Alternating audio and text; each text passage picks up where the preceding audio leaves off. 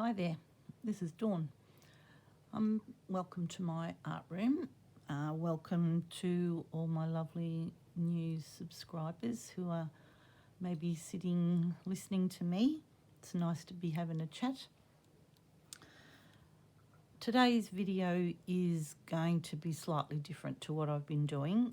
In my other videos, mostly it's about me following along with other people's projects. But this is one that I'm doing for myself. I just wanted to share with you about how I make my thread holders, my thread containers. And I've got a pattern. So occasionally, if you want to follow along, because I will be making this in this video, you can put me on pause while you run and get what you need and come back and join me. I'll give you a little bit of a warning. I will stop as well, so there will be a little bit of a stop. So we'll do a bit, come back, do a bit, come back.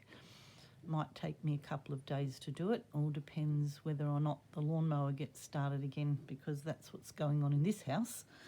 Not by me, obviously. Okay, so where I started was a really long time ago. I made this one. And I made it out of a piece of fabric that I was learning to do patchwork. Made the little panel in a traditional patchwork style with edging, hand stitched the shapes.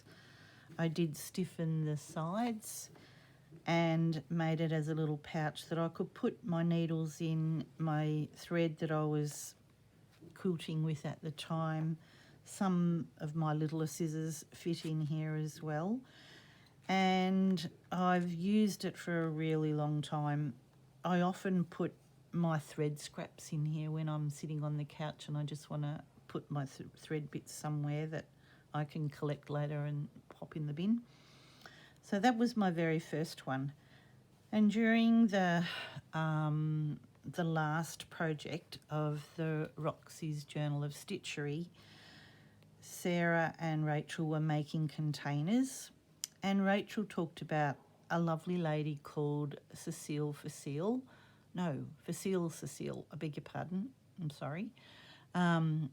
Facile, who is a beautiful French lady who has a YouTube channel where she does a lot of embroidery. It is all in French, so I just like watching her. But one of her projects that I found on Pinterest was a needle case, and I thought, oh gosh, I know how to do those, and I fancied doing one. One of the things that Facile uses is lots of beautiful trim that's just a little bit of a pop of colour that is unexpected, and I really liked that idea. And at the time I was teaching myself to do some ribbon embroidery, and when I felt confident enough to do that, I added it here. I'd made a needle roll with this fabric, and so I thought it would just make a nice set, really. It's a piece of Japanese fabric. This is one side and this is the other, so I thought that either side could have been used. I think this is the reverse, but I quite like it anyway. A bit of a silk ribbon tie. One of the things that I made a mistake with this one is that when I was embroidering it, I didn't really consider where the front might be. So when it sits, my embroidery sits backwards, but never mind. I know it's there and I quite like it. So this trim has got some little beads on it. I think the one that I'm going to do next won't have that much. I do have some trim, an old piece of trim that I just have in my stash that I thought might look cute on what I'm doing. But before I get started on it, I do have a pattern, and the piece that I'm doing is to complement another set of things that I've done, which is from a beautiful book called Calico and Stitch. And I've made a lot of things out of here. She goes into a lot of detail on how she makes her pretty little Liberty ladies, as she calls them, which are made out of really small Liberty prints. Sorry, I'm trying to find the page where they all are. Here they all are, that she's got them in a quilt. So if you really like this idea, I'd suggest that you have a look at this. Calico and Stitch. The lady's name is Sue Stichbury. That'd be a nice name to have as a stitcher. This book was printed by Quilt Mania. I bought it online.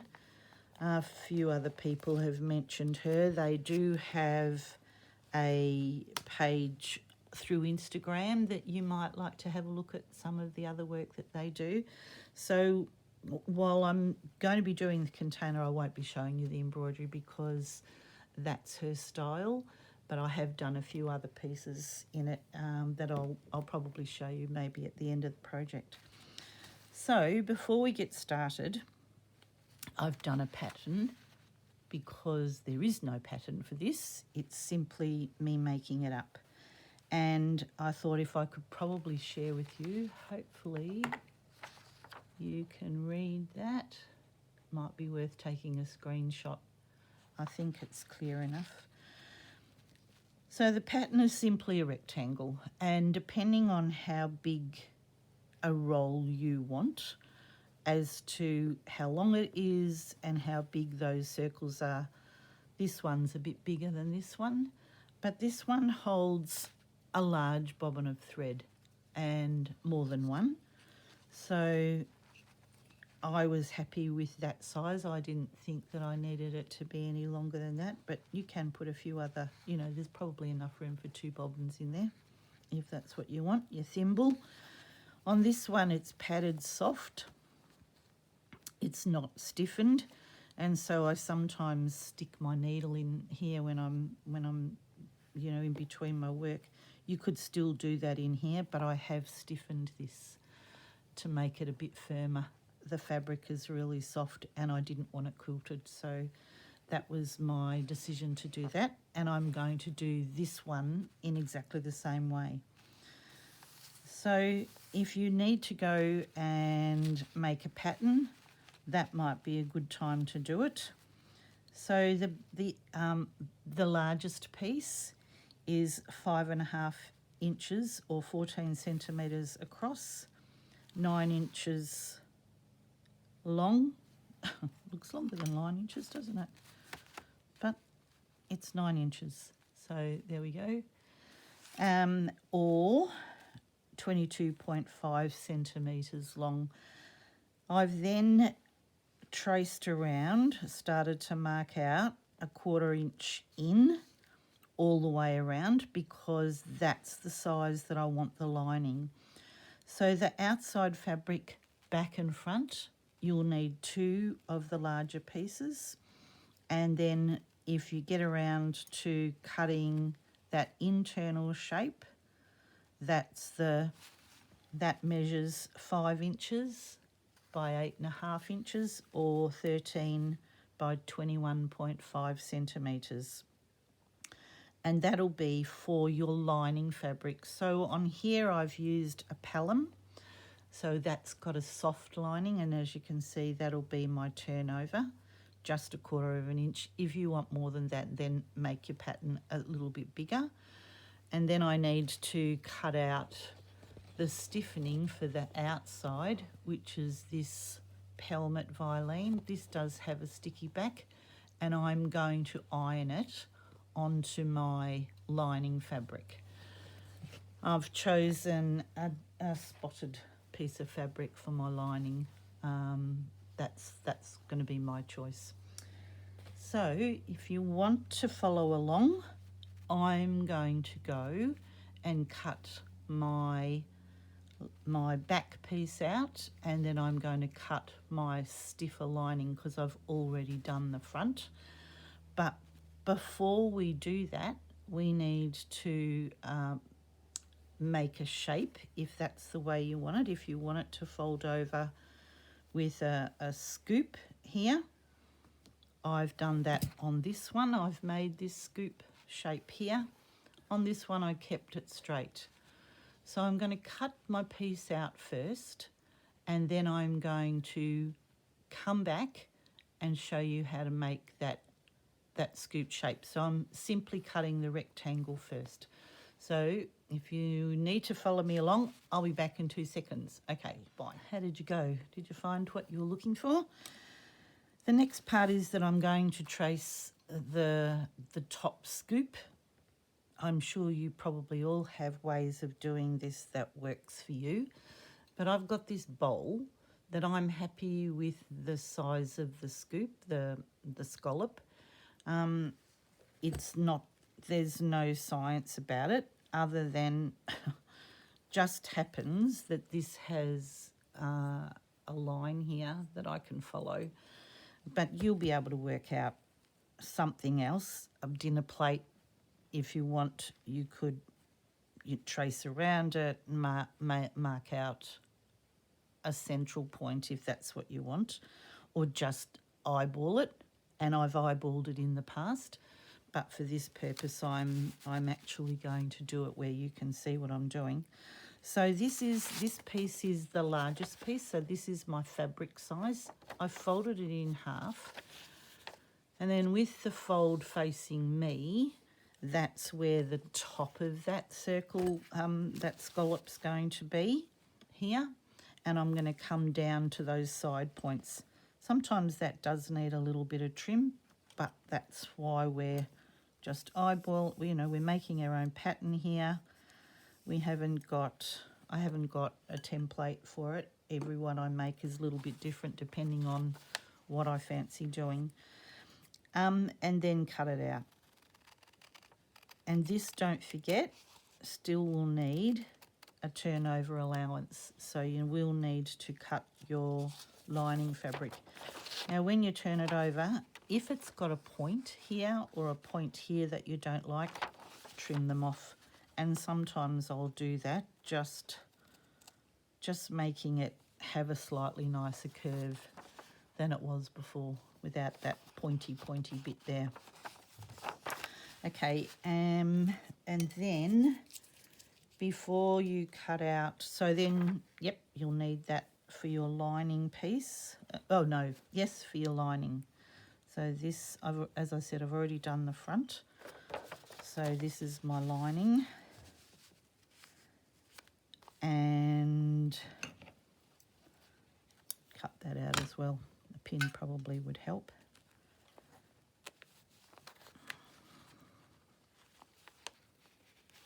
It's not a technical pattern by any stretch of imagination.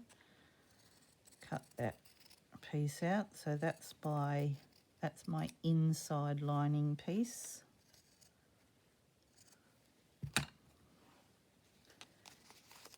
And before I cut out the stiffening, I just need to make sure that I've got that 1/4 inch in.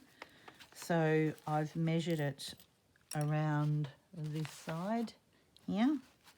So I have a mark here that's going to be my 1/4 inch, and then just, this is me following along to make a 1/4 inch allowance for the fold over, because you don't want to fold over the stiffening. It'll be too hard to fold over. So once you've done that, we'll stop again for 2 seconds, well, however long it takes, and cut the stiffening out for both so you'll need 2 pieces, your back and your front, which these are my 2 pieces, and then you'll need the back and the front. As I said, I've used Pelham. You might like to use some other interfacing, that's your choice. And then I'm going to use this stiff piece to line the inside. Okay, I'll be back soon. Bye. Right, back. How did you go? Did you get all those bits cut out? So we've got the inside lining, the inside stiffening that I'm going to iron onto there, and just make sure that I've left that bit of allowance to fold over, and then I'll iron that bit over, and I'm going to iron this bit over as well, so that when I come to stitching, because it is all hand stitched, I'll be ready to do that. So just press that in because it just makes it a little bit easier for what you're doing.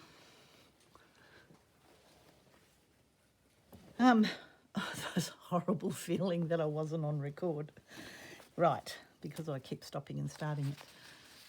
So the last thing you need to do is make your little circles for the sides. So before you finish doing all your ironing, you might want to do this. So I've used a 2-inch circle, and it's amazing lately how many times I'm going back to my little old school things. And so I've worked out for this pattern a 2-inch circle will fit.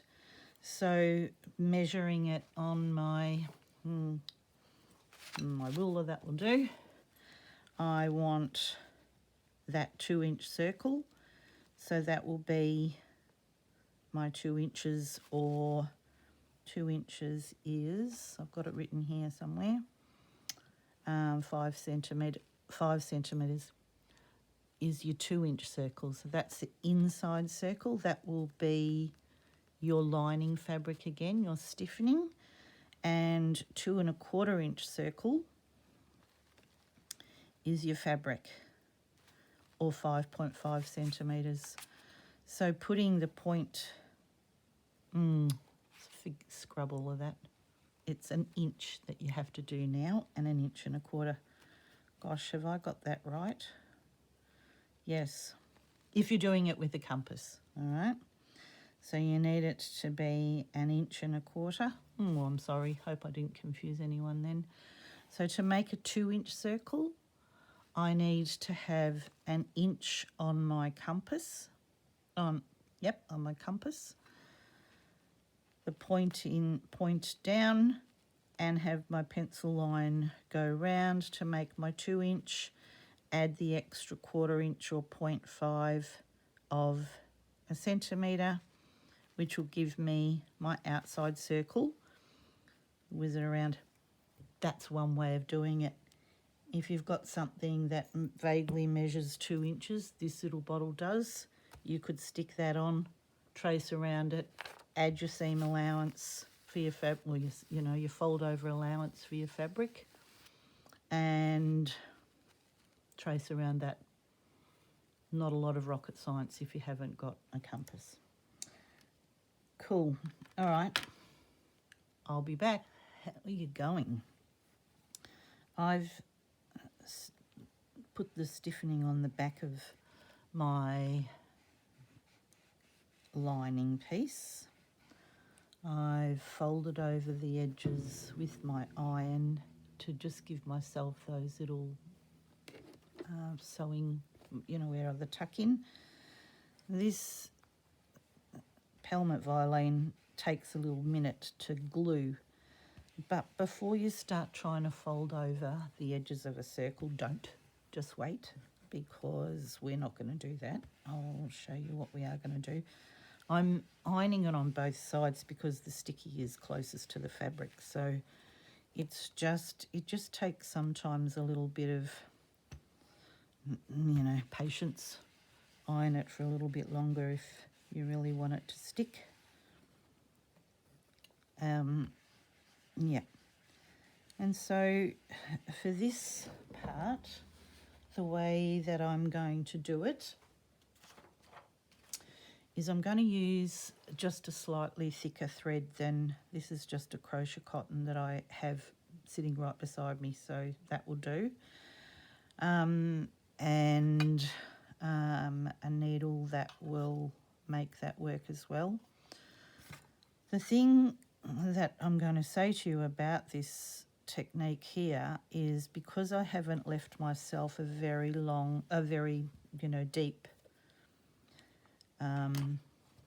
allowance, what you don't want to do is get too close to the edge of the fabric, because you'll just fray it away, and then you're going to have to start all over again, which will be pretty annoying.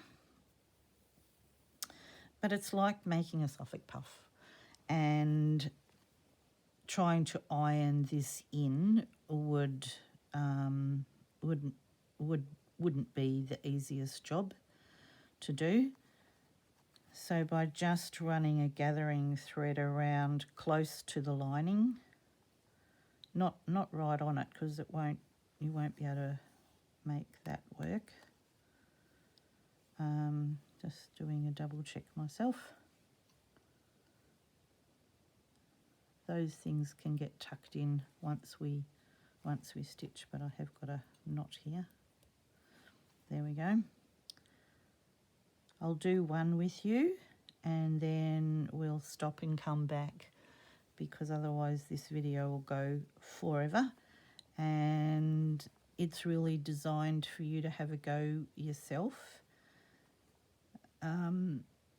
I've had a couple of people ask me about them, and I thought I wanted another one for a project that I've done, and I thought I might as well just share it with you while I'm doing it.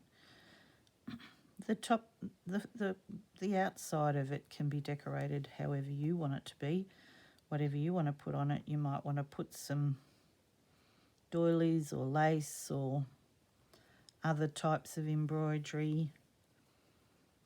As I said, I did mine original one with a patchwork, like a little mini patchwork quilt actually. Did it exactly the same way. You might like to do your edges how you want to do them as well. The way that I want it is the way that I'm going to show you. I just wish I could, so yeah, good, there's my thimble. My finger was protesting about that. I've got a fairly decent sized needle just because I'm going to be going in and out of the fabric, and I want it to have a bit of strength. It's quite sharp, so it easily goes through the fabric. The reason I've suggested using the crochet cotton is that it's got a bit more strength when you want to pull it up, because we're going to pull it up tight to gather it up. And what you don't want to do is have the thread break in the middle of it all. So yeah, by pulling on it, you might want to pull that one too, just to help the situation. And that gives you a nice neat circle depending on how neatly you cut it. If you've got a bump in it like mine, then it won't go in. And just tie it off there. You know, you need to hold it so that it won't come undone. This one here is just not as tight as I would like it, but anyway, that's all right. What I might do is keep going. See if I can get that to gather up a bit more. There, yeah, that's a bit better. But I didn't want a lot of bulk. Because these are all going to be stitched together, I didn't want it to have a huge amount of bulk in there. I wanted it to be fairly flat. But you could use a Suffolk puff, or want to make a feature of it. You could make it square. You could make it like a hexagonal shape. Whatever. It's your choice, really. Because this is our own design, we're not following a pattern strictly. We're following our own pattern so we can make it fit how we like it to fit. I'll just tuck that in when I'm stitching it. You won't see that.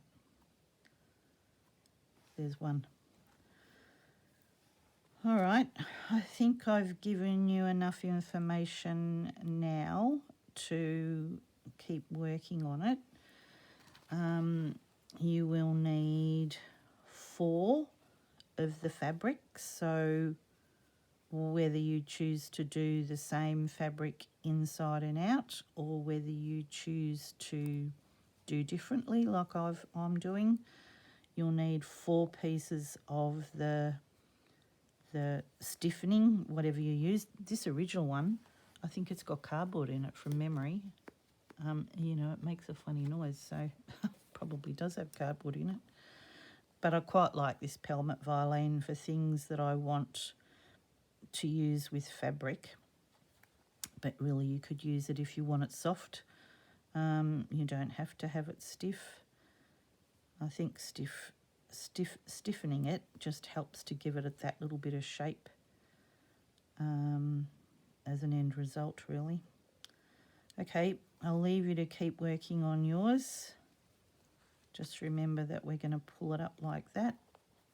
But I haven't done that with this. I've folded it over with the iron, ready to put the two pieces together. So that'll be our next job. Okay, have fun with your circles. I'm back with all my little circles done, and I'm just going to give it a little quick press just to help me to stitch them together, just because it might help to stitch them together. I don't know whether it really will, but I think it probably will. It'll just help to flatten that out a little bit. The circles and the back and the front of this thread holder. Oh, that's that first one. He's just wants to misbehave, that one. And I don't want to fiddle with it too much because it's linen. It's just going to fray away. So I might actually attack that one first. I've got a sharp needle and a short needle because I think that that's a bit easier. I've just got normal sewing machine thread, not nothing in particular.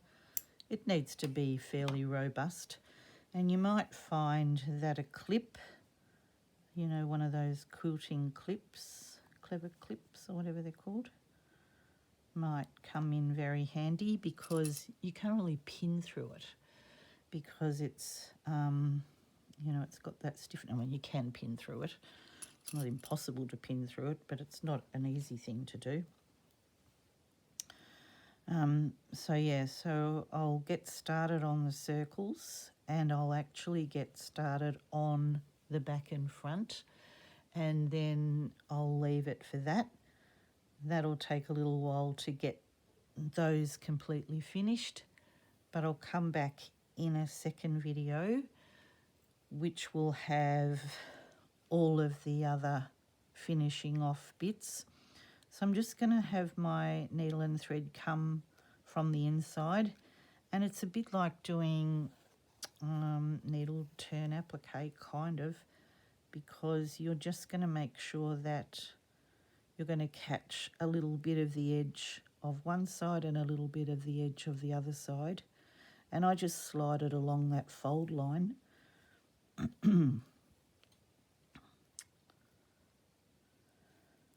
So that they catch. It will have a little bit more stitching. Excuse me.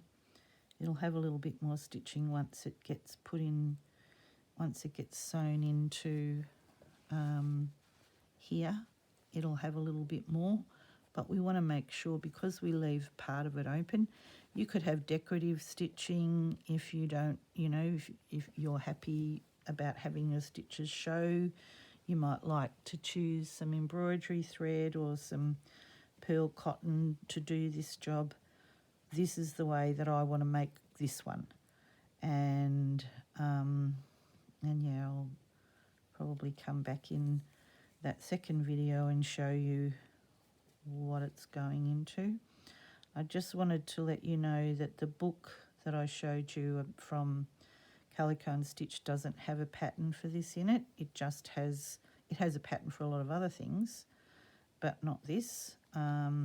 If you were looking for that, you might find a pattern on the internet or on Pinterest or somewhere. I didn't.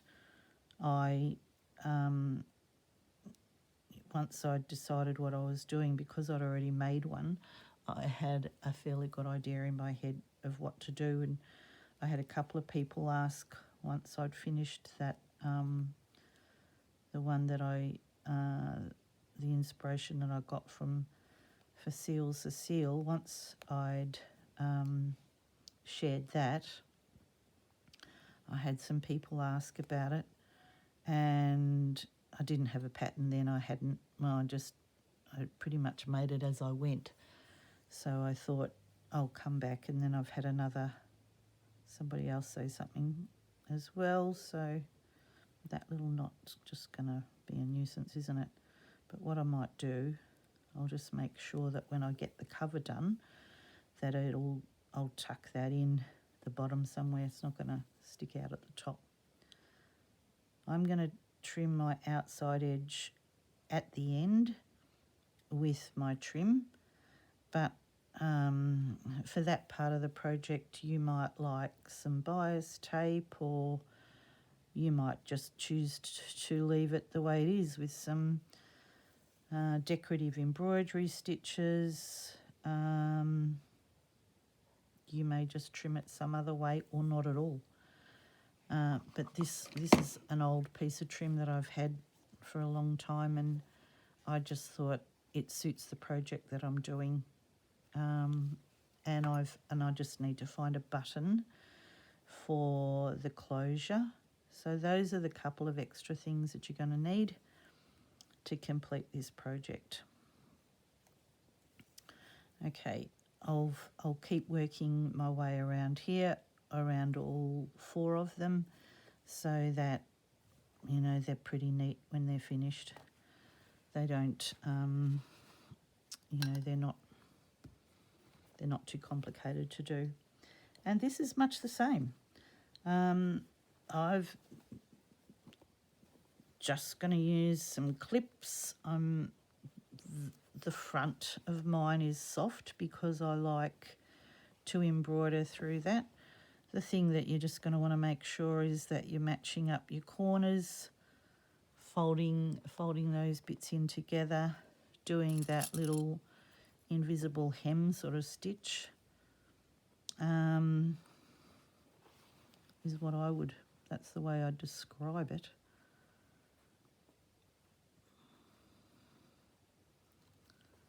Yep. And because this has not got a stitch in it, you might want to put a stitch in it, you might want to put a pin in it. I just find these are pretty useful things. I mean, they sometimes get caught up in the thread. But if you need to make any adjustments to sizing and things, this would be the time to do it, to make sure that everything fits together nicely.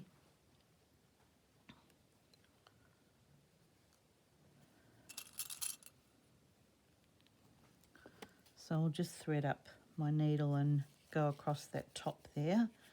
As I said, the trim will come later. I'm only going to stitch these 2 pieces together for now. And the 2 pieces of fabric work separately. I'm not stitching them through the middle here. You might like to. That might be something that you might like to do. But I'm choosing not to do that. I'm starting from the middle just because it's probably just that little bit easier. Anything like this is a bit fiddly till you work out, put a knot in, it helps, till you just work out where your hands and things need to be. But it's not hard.